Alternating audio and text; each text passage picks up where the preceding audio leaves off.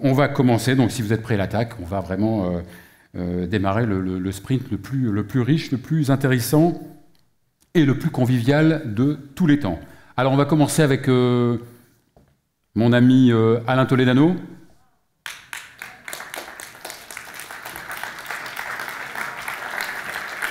Le plus grand oncologue de tous les temps. Assis-toi. Donc Alain Toledano, qui est évidemment oncologue, qui est président du conseil médical de l'Institut d'oncologie des Hauts-de-Seine et président de l'Institut Raphaël.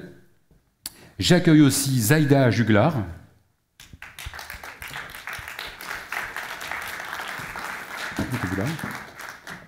Et qui est patiente. On a besoin des patients quand même, hein, évidemment. Voilà, et j'accueille aussi Ariel Spiegler.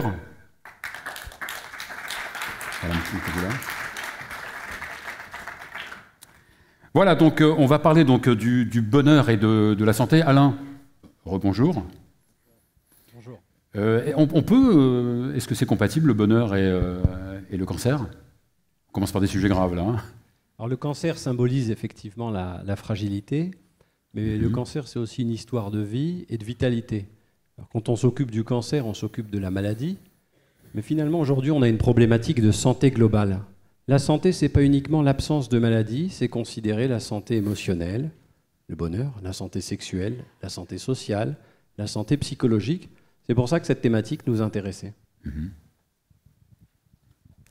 Ariel Spiegler, donc vous êtes, je ne vous ai pas présenté, vous êtes agrégé de philosophie, c'est ça, vous êtes responsable donc de l'atelier à l'Institut Raphaël, et vous n'êtes pas n'importe quel agrégé en philosophie, vous êtes poète, et vous avez eu le fameux prix Apollinaire. Apollinaire Découverte, c'est ça? Parce que le prix Apollinaire, c'est le Goncourt chez les poètes. Et il y a un nouveau prix qui s'appelle le prix Apollinaire Découverte. Et Ariel Spiegler l'a obtenu. Donc bravo, félicitations. Alors vous travaillez donc à l'Institut Raphaël, vous travaillez donc en post-cancer, vous vous occupez donc des patients après le choc traumatique peut-être de l'annonce du cancer. Oui, tout à fait. On s'occupe effectivement de ce côté paramédical, qui est donc d'accueillir la personne dans son intégralité. Et la question du bonheur est pour nous absolument centrale, ce qui implique de réfléchir à ce que c'est que le bonheur. Et d'ordinaire, surtout dans la société dans laquelle on vit, on a tendance déjà à confondre le bonheur et le plaisir, ce qui sont deux concepts très différents. Et surtout, on définit de façon un peu naïve le bonheur comme un état de plénitude constant. Or, justement, le cancer déclenche une sorte de profondeur qui va nous amener à redéfinir le bonheur, non pas comme ce rêve un petit peu enfantin et mensonger, mais comme un état dans lequel peuvent être accueillis des épisodes qui sont plus douloureux, qui sont plus difficiles, mais qui ne vont pas briser pour autant la personne dans son aspiration au bonheur. Alors Zaïda Juglar, donc vous êtes patient, vous avez été, on peut le dire, vous avez opéré. Concerné, vous avez eu un cancer du sein il y a à peu près 8 ans. Oui. Tout va bien? Tout va bien. D'accord. Et donc vous, depuis ce coup sur la tête quand même, Oui. ce coup sur la tête, est-ce que ça vous a fait changer d'optique de vie, de philosophie justement de vie, et vous consacrer au... Oui. Une fois qu'on a intégré, passé un certain cap, qu'on a suivi tous les traitements qui nous sont affligés, mais qui sont nécessaires, il y a un moment donné où on se pose des questions. Alors, il y en a qui se disent pourquoi ça m'est arrivé à moi, pourquoi, enfin, différentes questions. Moi, il y a eu un retentissement, je me suis dit, il doit y avoir quelque chose qui ne tourne pas bien en rond. Et l'annonce a été brutale, l'annonce? Ou alors, est-ce que le médecin qui est en face de vous a pris des précautions? Est-ce que vous l'avez su? Non, pas du tout. J'ai été diagnostiquée par ma gynécologue. Je suis allée voir un chirurgien qui m'a dit, voilà, oui, c'est ça. Mais ça m'allait très bien. Moi, je préfère les choses directes et nettes. Ça me permet d'aller directement et nettement à ce que je veux. Bon, il y a façon et façon de dire, toujours. Oui. Voilà. Oui, peut-être. Mais moi, c'était une méthode qui m'allait bien. Et donc, depuis, évidemment... Donc moi, je me suis un peu débrouillée toute seule parce que l'Institut Raphaël n'existait pas à l'époque. Donc, j'ai fait avec les moyens que j'avais. J'ai trouvé des solutions. Le sport m'a énormément aidée. Je pense que ça a été un peu mon sauveur à cette époque-là. Ensuite, j'ai connu l'Institut Raphaël. Enfin, je connaissais sa création par le médecin qui me suivait. Et là, mon médecin, au détour d'un rendez-vous annuel, me dit voilà, on fait l'ascension du Mont Rose, est-ce que vous voulez venir? Comme ça. Tout simplement. Tout simplement. Et vous aviez déjà fait donc des petites escalades? Jamais fait d'ascension. Enfin, je cours. En fait, voilà. Mais j'ai jamais fait d'ascension aussi haut et aussi loin en montagne. Vous vous êtes préparé quand même, j'imagine. Bien sûr. Ouais. Donc, c'est là où l'Institut intervient. C'est qu'il propose ce qu'ils appellent un parcours de soins à toutes les personnes qui ont été suivies. Dans ce parcours de soins, il y a énormément de choses. Et pour ce projet du Mont Rose, on a été coaché par un coach sportif, par des psychologues, par des nutritionnistes, par des art-thérapeutes, enfin, toute une équipe absolument enveloppante et qui vous emmène très loin. Très très loin, mais non seulement physiquement, mais aussi psychologiquement. Ce qui nous permet de... Enfin, c'est Alain qui avait une symbolique qui était assez jolie. Je trouvais que cette ascension... En fait, c'était l'ascension de la maladie à travers l'ascension du Mont Rose. Enfin, bon, je le dis pas aussi bien que lui, mais c'est un peu ça. C'est-à-dire savoir surmonter les difficultés. Alain, tu as accompagné tout le monde, bien sûr. Oui, il n'est pas venu. Hein, mais... Il n'est pas venu? Non, il n'est pas venu, mais il était avec nous. Il était avec nous pendant toute l'ascension. Tu as suivi de près donc, cette ascension? Bien sûr, parce qu'en fait, tout le travail aujourd'hui, c'est la résilience. Comme le disait Cyrulnik, la capacité à rebondir, qui est médiée par le sens qu'on va donner aux choses, par les affects et par l'interaction avec l'environnement. Aujourd'hui, le cancer, 3 800 000 personnes ont eu un cancer. Les familles sont concernées. On sait qu'on va avoir beaucoup de ruptures psychosociales, de fragilité. Et notre système de soins, il est destiné vers la technique.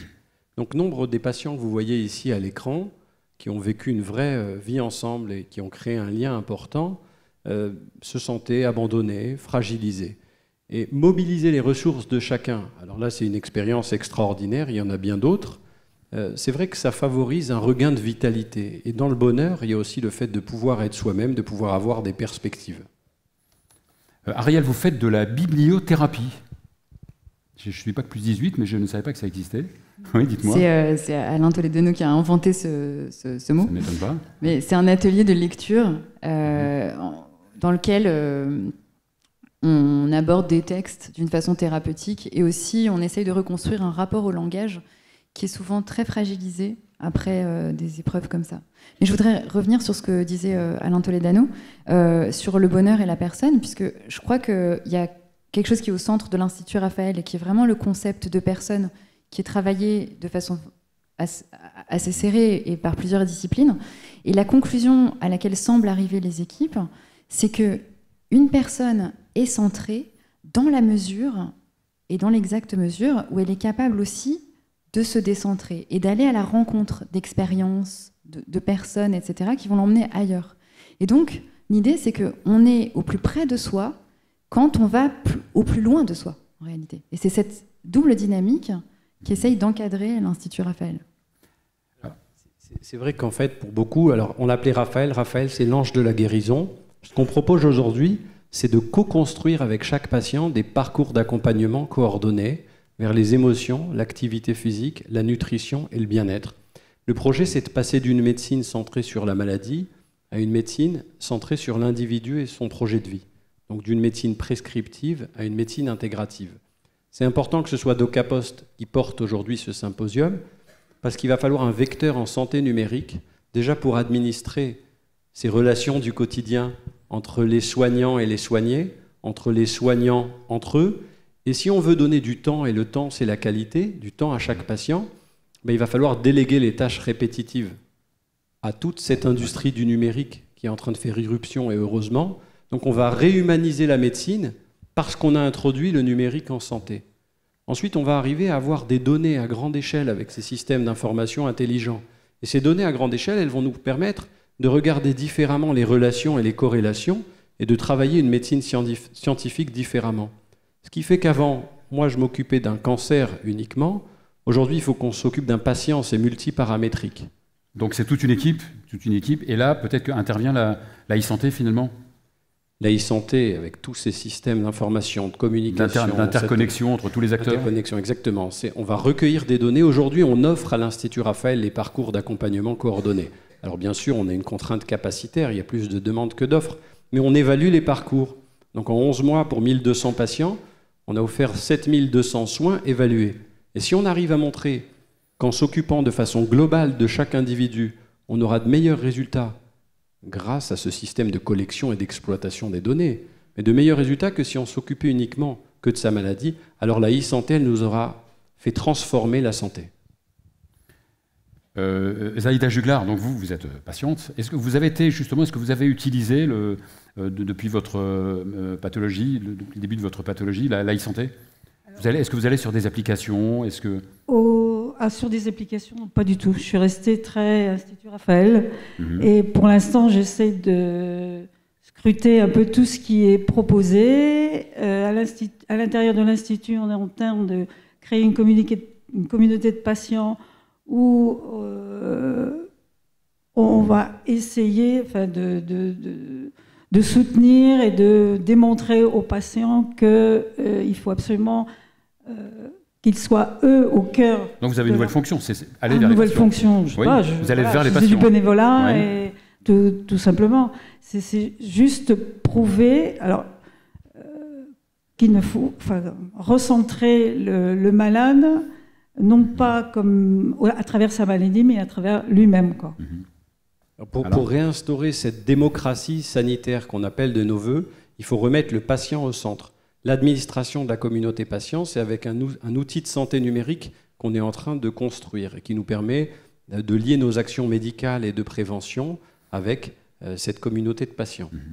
Est-ce qu'on pourra se diriger, dans ton institut, est-ce qu'on pourra se diriger vers la téléconsultation, vers d'autres services? Il est évident que parfois on a besoin d'une présence physique, d'un contact et de toucher. Et là, comme tout le monde le sait, la consultation va être importante puisqu'il va y avoir du non-dit et des choses qui se dégagent. Mais on a plein de problèmes techniques qui peuvent se gérer à distance avec cette téléconsultation. Le numérique aujourd'hui, c'est compatible avec une approche de la santé innovante et intelligente. Ce n'est pas forcément une dépersonnalisation. Ariel Espliger, vous avez un retour des patients sur votre approche philosophique? Oui, je crois que les patients qui vivent le cancer se retrouvent très souvent dans un état de sidération. Et il est vraiment très important dans ce moment-là d'avoir le droit de penser à ce qui est en train d'arriver. Puisque penser, c'est la possibilité de traverser ce qui se présente. Donc c'est vital de penser. D'abord, je remercie Ariel et tous les soignants, parce qu'il y a 80 soignants de 60 disciplines, la musicothérapie, l'ayurveda, l'art-thérapie, etc. Il est important aujourd'hui de consacrer l'accueil, le non-abandon, l'hospitalité. Aujourd'hui, avoir une vision de la santé globale, comme on peut l'avoir avec nos partenaires comme DocaPost, qui, bien qu'ils fassent la promotion de la santé numérique, et c'est important pour nous, ont une vision de la santé globale. Il ne faut pas que la médecine capture la santé. Elle fait partie d'une chaîne qui la dépasse. Et c'est pour cela qu'avoir une vision intégrée d'une santé numérique qui arrive à aider le patient au centre, et pas forcément du développement pour du développement. Et je pense que de façon vertueuse, on arrivera à installer de nouvelles modalités de prise en charge et des parcours de soins intelligents. Alors, on n'a pas le temps de passer là la vidéo. Justement, présente-nous un peu plus. Combien de patients vous traitez à l'Institut Raphaël? Le plus important aujourd'hui, c'est de dire, vous savez, on gaspille beaucoup dans notre système de santé. Le numérique va nous aider à faire des économies et tout le monde le sait ici. Par exemple, on prescrit beaucoup de médicaments et on jette une boîte sur deux. C'est 7 milliards d'euros par an. Ce qu'on pense, nous, sur le plan médico-économique, si on injectait avec le numérique l'économie dans la qualité, on pourrait transformer notre système. Parce qu'un système en France qui est quand même assez rigide, mais qui coûte quand même 250 milliards d'euros, ce système de santé, il pourrait être beaucoup plus efficient. Donc on a besoin que toute l'industrie vienne repenser la santé et qu'on ne délègue pas cela aux hôpitaux et aux process actuels. Aujourd'hui, on est capable de prendre en charge 3000 patients par an. C'est le pari qu'on s'est donné. Enfin, il ne faut pas oublier qu'il y a 450 000 nouveaux cas de cancer par an en France et que tout le monde mérite de manière solidaire une prise en charge globale pour ne pas se sentir seul et déprimé et finalement être tué socialement après avoir eu son cancer. Alors, tu as dit une phrase qui m'a beaucoup marqué. L'idée, c'est de ne pas passer du trauma au traumatisme. Exactement. Être ébranlé par la maladie, être fragilisé, c'est quelque chose de tout à fait concevable, c'est même humain. Par contre, avoir un traumatisme redondant qui envahit ta vie psychique et qui finalement te casse dans ta manière de consommer, de vivre, d'aider les autres. Donc il y a plein de gens qui sont morts socialement parce qu'on ne s'est pas occupé d'eux. Les chercheurs en expérience patient ont fait leurs travaux sur la science de mortalité et la consommation. Quelqu'un qui sait qu'il va mourir, il consomme moins. D'avoir peur aujourd'hui, ça coûte des milliards d'euros à la société. Alors il faut que la société elle investisse des sous pour diminuer les peurs et mieux s'occuper des gens. Mais il va falloir réguler tout ça, donc il faut des nouveaux outils. Et c'est un peu le travail qu'on propose de co-construire avec tous les acteurs vertueux de la santé numérique. Zaïda Juglar, donc... C'est ce que propose l'Institut Raphaël, d'ailleurs. Alors c'est vrai qu'après le cancer, on a souvent une phase dépressive. Est-ce que vous avez eu cette phase un petit peu de dépression post-annonce Probablement. Je me suis... Et même pendant le traitement. Oui, absolument. Mais le sport m'a beaucoup aidé, donc je me suis mis la tête dedans pour essayer de pallier comme je le pouvais, puisque voilà, je me suis fait aider d'un psychologue que j'ai trouvé toute seule. Et le sport, ça m'a sorti un petit peu la tête de l'eau et ça m'a permis d'aller voir un peu aussi, connaître mes limites, le goût de l'effort, le goût de l'accomplissement, parce que quand je finissais une course, même à travers les traitements, si j'étais très fatiguée, j'étais quand même contente de l'avoir faite.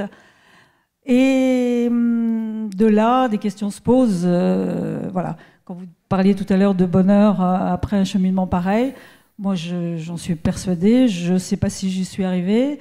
Je sais que grâce à tous ces parcours de soins et surtout à ce que propose l'Institut Raphaël, je crois savoir, au moins ça paraît très prétentieux, mais savoir un peu me servir, qui je suis et surtout me servir de qui je suis et comment je m'en sers, en fait. Et être heureuse d'avoir déjà tout ça. Alors, pour terminer, c'est vrai que quand Ariel, avec quelques mots dans un atelier dédié, va prononcer les mots justes, il y a des patients qui arrivent à se sentir compris et à rentrer dans un processus. Quand on va avoir une femme de 45 ans qui a l'air guérie mais qui n'a pas eu de rapport sexuel depuis 5 ans et qui s'effondre en larmes, de trouver la sexologue, c'est important. Quand on va changer son régime alimentaire, sa digestion et son transit, c'est fondamental. Donc aujourd'hui, il faut concevoir de façon très globale cette approche. C'est un modèle comme un autre. Nous, ce qu'on a essayé de faire, c'est de se détacher de tout le système qui était annoncé comme étant visible à partir du moment où la sécurité sociale le prenait en charge. En fait, c'est ce modèle de transformation qu'on propose. Et sans le numérique aujourd'hui, on ne serait pas capable d'aller de l'avant et d'amplifier ce modèle-là. Et c'est pourquoi on est venu témoigner aujourd'hui. Est-ce que le numérique il peut parfois prédire le risque de dépression? Est-ce qu'il peut... Alors notre objectif avec la constitution d'une biobanque et la gestion de ces databases, c'est d'arriver à prédire à l'avance qui, après un traumatisme, va faire une dépression. C'est peut-être chez ces gens-là qu'il va falloir mettre en place des parcours un peu plus complets. Mais l'intuition clinique ne suffit pas à gérer des problèmes aussi complexes. Donc ça va devenir notre outil et notre allié, l'outil numérique. Qui va permettre de gagner du temps patient. Et de l'efficacité, du temps et de l'efficacité dans le soin. Ariel Spiegler, pour finir, une petite conclusion. Un peu de philosophie dans ce monde de brut. Écoutez, je ne sais pas pourquoi je pense à cette phrase d'Émile Cioran qui dit que la bêtise consiste à vouloir conclure. J'espère que justement, ne concluons pas. Merci. Voilà, je crois qu'on peut les applaudir tous les trois. Merci Fabien. Merci à vous. Merci à vous.